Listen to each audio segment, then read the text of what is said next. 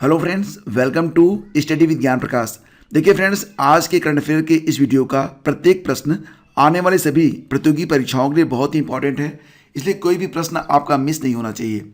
Static GK के कई सारे प्रश्न आपको प्रतियोगी परीक्षाओं में देखने को मिलते हैं, तो रैंडम रूप से अगर एक एक प्रश्न आपके सामने आए तो आपको ये पता चलेगा कि प्रश्नों को कितना आप तैयार कर पाते हैं और कितना आप उन्हें याद रखते हैं। तो इसी क्रम में जो पहला प्रश्न है ये आपके जीके टेस्ट के लिए होगा। तो इसका उत्तर आप बताइए कि निम्नलिखित में कौन सा देश दक्षेस यानी कि सार्क का सदस्य देश नहीं है। इस प्रश्न का उत्तर मैं आपको वीडियो के अंत में दूंगा। आइए शुरू करते हैं आज का करंट अफेयर और पहला क्वेश्चन देखते हैं जो कि बहुत ही इंपॉर्टेंट है। नीति आयोग द्वारा जारी राज्य स्वास्थ्य सूचकांक 2021 में अग्रणी राज्य कौन सा है, यानी कि टॉप पर कौन सा स्टेट है। इसका सही उत्तर हो जाएगा ऑप्शन बी यानी कि केरल। तो देखिए फ्रेंड्स, 27 दिसंबर 2021 को नीति आयोग ने वर्ष 2019-20 के लिए राज्य स्वास्थ्य सूचकांक का चौथा संस्करण जारी किया है। ओवरऑल परफॉर्मेंस के मामले में केरल सबसे अव्वल रहा है, जबकि उत्तर प्रदेश सबसे निचले पायदान पर रहा है। लेकिन उत्तर प्रदेश के लिए ये निराशा की बात नहीं है। क्यों? क्योंकि फ्रेंड्स, प्रदर्शन के सुधार के मामले में उत्तर प्रदेश अव्वल स्थान पर रहा है। टॉप 3 स्टेट इस प्रकार से हैं। पहला स्थान है केरल का, दूसरा स्थान है तमिलनाडु का, तीसरा स्थान है तेलंगाना का। केरल का इंडेक्स स्कोर है 82.20, जबकि यूपी का कितना है 30.57 ओनली। 2018-19 के मुकाबले 2019-20 में यानी कि वर्तमान में प्रदर्शन में सुधार करने के मामले में बड़े राज्यों की श्रेणी में उत्तर प्रदेश पहले नंबर पर रहा है। उत्तर प्रदेश में 5.52 इंक्रीमेंटल स्कोर दर्ज किया गया है। देखिए फ्रेंड्स, ये जो रिपोर्ट जारी हुई है इसको स्वस्थ राज्य प्रगतिशील भारत शीर्षक दिया गया है। तो ये टॉपिक काफ़ी इंपॉर्टेंट है, इसको जरूर याद रखिएगा कि राज्य स्वास्थ्य सूचकांक का जो चौथा संस्करण जारी हुआ है उस रिपोर्ट का नाम क्या है। तो स्वस्थ राज्य प्रगतिशील भारत, ये इस रिपोर्ट को नाम दिया गया है। इस रिपोर्ट को संयुक्त रूप से नीति आयोग के उपाध्यक्ष राजीव कुमार, सीईओ अमिताभ कांत, अतिरिक्त सचिव डॉक्टर राकेश सरवाल और विश्व बैंक की वरिष्ठ स्वास्थ्य विशेषज्ञ सीना छाबड़ा ने जारी किया है। इस रिपोर्ट को नीति आयोग ने विश्व बैंक की तकनीकी सहायता और स्वास्थ्य एवं परिवार कल्याण मंत्रालय के गहन परामर्श से विकसित किया है। देखिए फ्रेंड्स, ये सूचकांक 2017 से नियमित रूप से जारी हो रहा है, तो इसका जो पहला संस्करण था वो 2017 में प्रकाशित किया गया था, याद रखिएगा। आगे बढ़ते हैं। काशी फिल्म महोत्सव का आयोजन कहाँ पर किया गया? जैसा कि नाम से ही स्पष्ट है, काशी मतलब वाराणसी में, तो विकल्प डी इसका करेक्ट है। अब इस तस्वीर को आप देखिए, यहाँ पर बताया गया है कि इसका आयोजन 27 से लेकर 29 दिसंबर 2021 को किया गया। देखिए फ्रेंड्स, उत्तर प्रदेश और सूचना और प्रसारण मंत्रालय के द्वारा वाराणसी में कला फिल्म महोत्सव का आयोजन किया गया। यूपी की काशी नगरी में 3 दिवसीय काशी फिल्म महोत्सव का आयोजन हुआ था, 27 दिसंबर से लेकर कब तक? 29 दिसंबर तक। नॉलेज बूस्टर के अंतर्गत मैं आपको बताना चाहूँगा फ्रेंड्स कि अंतर्राष्ट्रीय मधुमक्खी पालन महोत्सव, इसका आयोजन हल्द्वानी उत्तराखंड में किया गया। इसके बारे में अभी पिछले करंट अफेयर में हमने पढ़ा था। लोकरंग उत्सव 2021 का आयोजन जयपुर राजस्थान में किया गया है। भारत अंतर्राष्ट्रीय विज्ञान महोत्सव 2021, भारत अंतर्राष्ट्रीय विज्ञान महोत्सव 2021 का आयोजन पणजी गोवा में किया गया। इसी के साथ याद रखिएगा कि मनोहर पर्रिकर विज्ञान महोत्सव 2021 का आयोजन भी गोवा में ही किया गया है। इसके अलावा India international cherry blossom festival का आयोजन कहाँ पर किया गया दोस्तों? मेघालय में किया गया है। तो ये रहा पहला नॉलेज बूस्टर। इसी क्रम में आगे बढ़ते हैं। अगला क्वेश्चन होगा, सुशीला देवी पुरस्कार 2021 से किसे सम्मानित किया गया है? ये एक जानी मानी लेखिका हैं जिनका नाम है अनुकृति उपाध्याय, यानी कि विकल्प ए हमारा यहाँ पर करेक्ट है। इनकी किताब का नाम क्या है? इनकी किताब का नाम है किंसुगी। किंसुगी नामक जो उपन्यास है, इसी के लिए अनुकृति उपाध्याय को सुशीला देवी पुरस्कार से सम्मानित किया गया है। और फ्रेंड्स, इस पुरस्कार की स्थापना रतनलाल छाबड़ा फाउंडेशन के द्वारा की गई थी। इसे रतनलाल फाउंडेशन भी कहते हैं। यह नवगठित पुरस्कार एक महिला लेखक द्वारा लिखी गए कथा यानी कि फिक्शन के सर्वश्रेष्ठ लेखन के लिए दिया जाता है। इस पुरस्कार के लिए 2 लाख रुपए की राशि प्रदान की जाती है। तो याद रखिएगा, बहुत ही इंपॉर्टेंट क्वेश्चन है ये। सुशीला देवी पुरस्कार 2021 अनुकृति उपाध्याय को प्रदान किया गया है उनकी किताब किंसुगी के लिए, जो कि आप यहाँ पर देख रहे हैं। आगे बढ़ते हैं फ्रेंड्स। और बात करेंगे अगले नॉलेज बूस्टर पॉइंट के बारे में। देखिए फ्रेंड्स, बुकर पुरस्कार 2021 दिया गया डैमुल गैलगुट को, ये जरूर याद रखिएगा, बहुत ही इंपॉर्टेंट है। अंतर्राष्ट्रीय बुकर पुरस्कार 2021 दिया गया डेविड डियोप को, ये भी काफी इंपॉर्टेंट पॉइंट है। जर्मन बुक ट्रेड 2021 का शांति पुरस्कार किसको प्रदान किया गया? सीसी डेंगा रेम्बगा को, ये मोस्ट इंपॉर्टेंट है, इसको जरूर याद रखना आप। और महाराष्ट्र भूषण पुरस्कार 2021 से सम्मानित किया गया था आशा भोसले को। 30वां सरस्वती सम्मान दिया गया शरण कुमार लिम्बाले को उनके मराठी उपन्यास सनातन पर, जबकि 30वां व्यास सम्मान दिया गया था शरद पगारे को उनके उपन्यास पाटलिपुत्र की सामग्री पर। और 30वां बिहारी पुरस्कार किसे प्रदान किया गया? मोहन कृष्ण बोहरा, उनकी किताब का नाम है तस्लीमा, संघर्ष और साहित्य। तो आइए आगे बढ़ते हैं, चलते हैं अगले क्वेश्चन पर। अगला प्रश्न है कि भारतीय स्कीयर आंचल ठाकुर ने अंतर्राष्ट्रीय स्की महासंघ अल्पाइन स्कीइंग प्रतियोगिता में कौन सा पदक जीता है? तो देखिए फ्रेंड्स, इसका सही उत्तर हो जाएगा ऑप्शन सी, उन्होंने कांस्य पदक जीता है। भारत की युवा की एथलीट आंचल ठाकुर ने हाल ही में मोंटेनेग्रो में आयोजित हुई अंतर्राष्ट्रीय चैंपियनशिप में ब्रॉन्ज मेडल जीतकर देश का नाम रोशन किया है।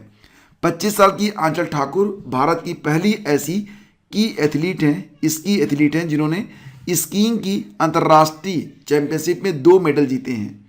साल 2018 में टर्की में हुई चैंपियनशिप में भी मेडल जीत चुकी आंचल का ये दूसरा मेडल है।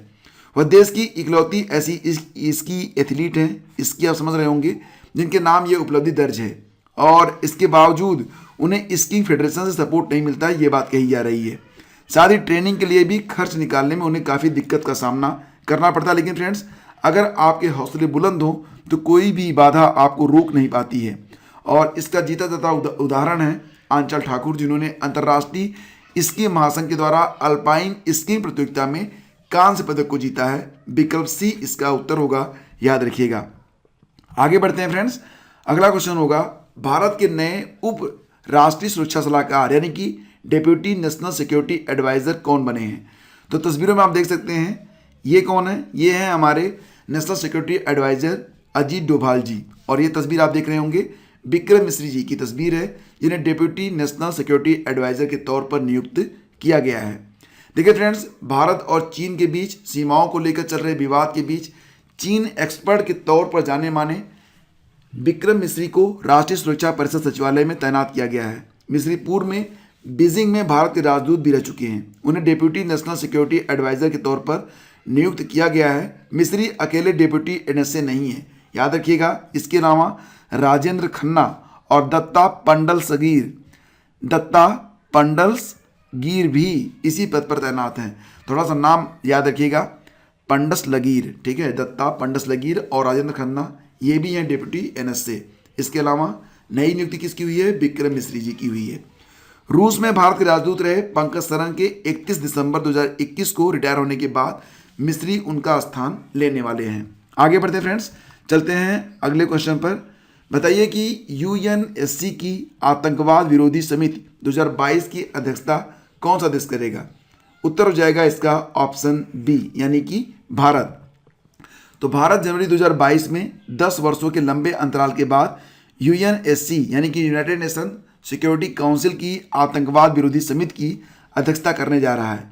भारत ने इसके पहले 2012 में यूएनएससी की आतंकवाद विरोधी समिति की अध्यक्षता की थी, यानी कि 10 साल के बाद यह अवसर भारत को दोबारा से मिला है।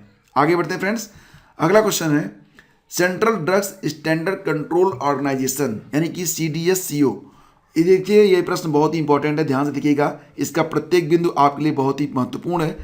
तो Central Drugs Standard Control Organisation CDSCO ने हाल ही में किस कोविड-19 वैक्सीन को मंजूरी प्रदान की है?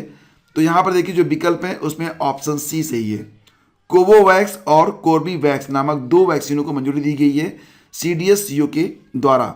तो फ्रेंड्स, केंद्रीय स्वास्थ्य मंत्री मनसुख मांडविया ने बताया है कि Central Drugs Standard Control Organisation ने कोरोना की 2 वैक्सीन कोवोवैक्स और कोर्बीवैक्स के साथ साथ एक एंटीवायरल दवा, इसका नाम क्या है, मोलनूपिरावीर के आपात इस्तेमाल को मंजूरी प्रदान कर दी है।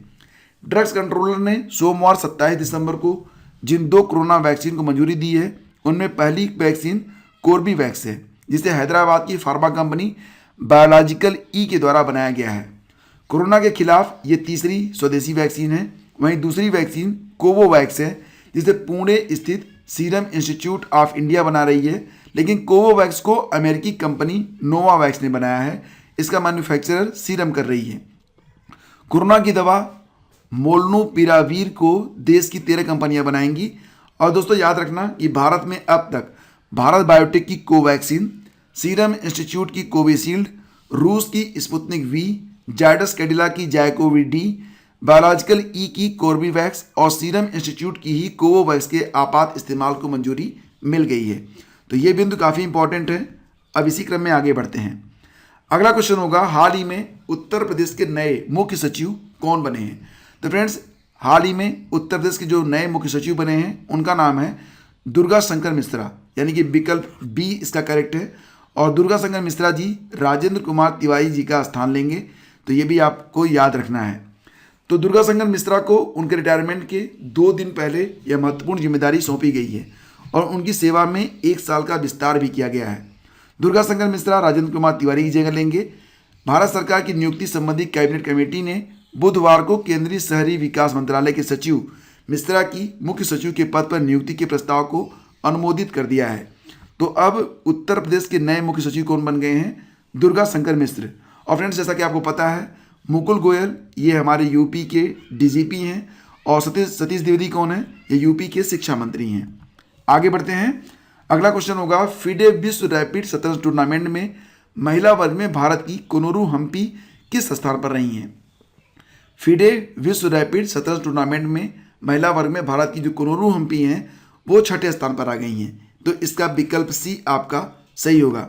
देखिए फ्रेंड्स, गत चैंपियन कोनोरू हम्पी अपेक्षाओं पर खरी नहीं उतर सकी और फिडे विश्व रैपिड शतरंज टूर्नामेंट में महिलाओं के वर्ग में 7.5 अंक लेकर 6ठे स्थान पर रही हैं।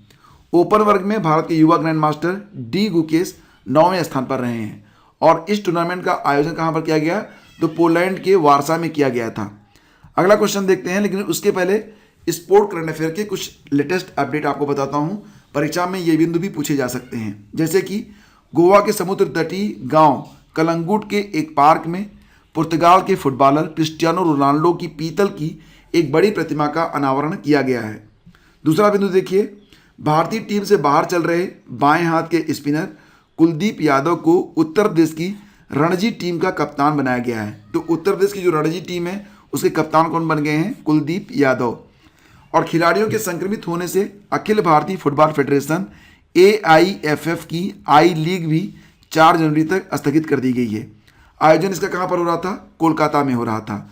रियल कश्मीर के हेड कोच स्कॉटलैंड के डेविड रॉबर्टसन सहित 4 टीमों के 11 खिलाड़ी संक्रमित हो गए थे, उनको क्वारंटाइन किया गया है और इस प्रतियोगिता को 4 जनवरी तक के लिए स्थगित कर दिया गया है। तो याद रखिएगा कि जो आई लीग है इसका आयोजन कहाँ पर हो रहा है? कोलकाता में हो रहा है। अभी तक का सबसे महत्वपूर्ण बिंदु यही है। आइए आगे बढ़ते हैं। अगला क्वेश्चन है, हाल ही में इक्विटास स्मॉल फाइनेंस बैंक के MD और CEO के रूप में किसे पुनः नियुक्त किया गया है? तो फ्रेंड्स, ये तस्वीर आप देख रहे होंगे, ये तस्वीर वासुदेवन पथंगी नरसिम्हन की है, जिन्हें इक्विटास स्मॉल फाइनेंस बैंक के MD और CEO के रूप में पुनः नियुक्त किया गया है। देखिए friends, Equitas small finance bank limited board of directors ने RBI और शेयरधारकों के अनुमोदन के अधीन जुलाई 23, 2022 से जुलाई 22, 2025 तक के MD और CEO के रूप में वासुदेवन पथंगी नरसिम्हन की पुनर्नियुक्ति के प्रस्ताव को मंजूरी प्रदान कर दी है। उन्हें पूर्व में इक्विटास फाइनेंस लिमिटेड के MD के रूप में नियुक्त किया गया था। जैसा कि आपको पता है, Equitas small finance bank limited की स्थापना हुई थी जुलाई 2016 में। इसका मुख्यालय है चेन्नई में।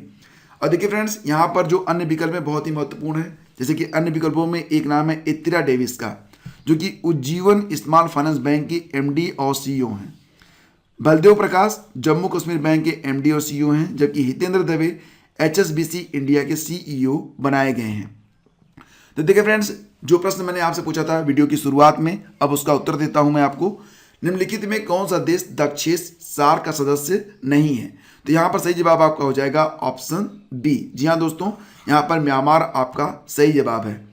अफगानिस्तान सार्क देशों का सबसे नया सदस्य है, ये याद रखना। 2007 में अफगानिस्तान सार्क का सदस्य बना था। बाकी के 7 देश हैं भारत, पाकिस्तान, बांग्लादेश, श्रीलंका, नेपाल, भूटान और मालदीव। दक्षिण एशियाई क्षेत्रीय सहयोग संगठन दक्षेस दक्षिण एशिया के 8 देशों का आर्थिक और राजनीतिक संगठन है। संगठन के सदस्य देशों की जनसंख्या लगभग 1.5 अरब को देखा जाए तो यह किसी भी क्षेत्रीय संगठन की तुलना में ज़्यादा प्रभावशाली है। इसकी स्थापना 8 दिसंबर 1985 को भारत, पाकिस्तान, बांग्लादेश, श्रीलंका, नेपाल, मालदीव और भूटान के द्वारा मिलकर की गई थी। इसका जो हेडक्वार्टर मिलेगा आपको वो काठमांडू में मिलेगा। तो फ्रेंड्स, कल मैंने आपसे प्रश्न ये पूछा था कि भारतीय संविधान के अनुच्छेद 368 का संबंध किससे है। इसका उत्तर था ऑप्शन बी, संविधान संशोधन प्रक्रिया से। आप सभी के जवाब बिल्कुल सही रहे। और अब बारी है आज के प्रश्न की। भारत द्वारा कब तक 450 गीगावाट अक्षय ऊर्जा प्राप्त करने का लक्ष्य रखा गया है। ये प्रश्न भी बहुत ही महत्वपूर्ण है और हो सकता है कि एग्जाम में पूछा जाए, तो यहाँ पर ध्यान रखिएगा कि ये प्रश्न काफ़ी इंपॉर्टेंट है और इसका उत्तर आपको ज़रूर देना चाहिए। फिलहाल फ्रेंड्स, आज का वीडियो यहीं पे समाप्त करते हैं। वीडियो को आपको पसंद आया तो प्लीज़ आप इसे लाइक और शेयर जरूर किया करें, क्योंकि इसी से हमें मोटिवेशन मिलता है कि आपके लिए सीरीज लगातार जारी रहे। सोशल मीडिया पर हमसे कनेक्ट होना चाहते हैं तो आप हमें स्टडी विद ज्ञान प्रकाश लिखकर सर्च करिएगा। तो इसी के साथ thank you so much, have a great day, जय हिंद।